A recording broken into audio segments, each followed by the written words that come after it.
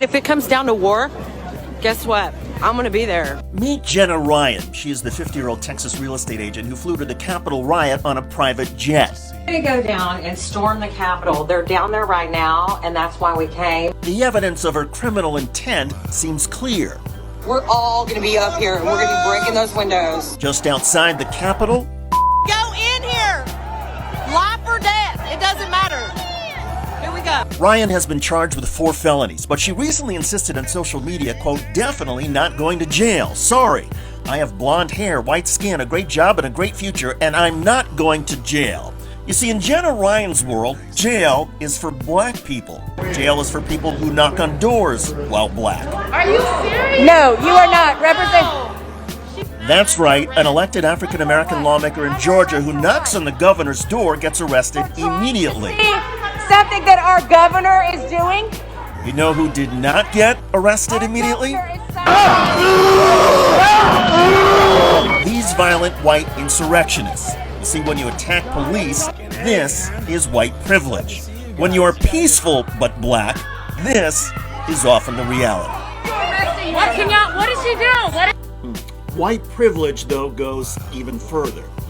Hello, everybody. I'm David Schuster, and thanks for joining us. You see, it's not just ignorant insurrectionists who believe they deserve special treatment.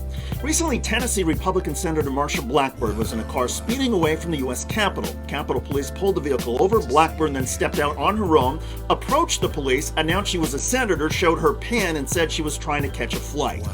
The police let her go with no warning to her or her driver. The police didn't even file a report. Would any African American, even a black member of Congress, get that same treatment? Most white people grow up thinking police officers are a source of safety. Too many black and brown people are not safe with the police, not even if you're a child, as Tamir Rice taught us. Not if you're seeking medical help, as Jonathan Farrell taught us. Not if your back is turned, as Walter Scott taught us. Not if you tell police you can't breathe, as Eric Garner taught us. Not if you have your hands up, as Michael Brown taught us. Not if you are safe in custody, as Freddie Gray taught us. Just 5 years ago, the data shows that more unarmed black people were killed by police than were lynched in any year since 1923. By the way, white privilege, of course, is not just about interactions with police. How about educational opportunities? Concentrated poverty directly correlates with lower quality public schools. Studies have found that if you are black and poor, you are 19 times more likely to live in concentrated poverty than if you're poor and white. How about our media? Google beauty and face. This is what shows up on my screen. There is one person of color out of 16. Even if our media is not intentionally biased, it covers a biased country. For example, most of our leaders describe the epidemic of heroin, used overwhelmingly by white people, as a health problem. When black people use drugs, we're told it's a crime problem. You get the point. Our society and our institutions are inherently racist.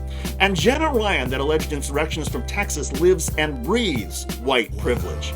Will she really avoid jail because she's white and blonde?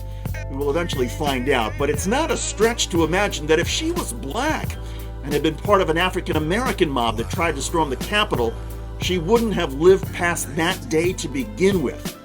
And we all know it.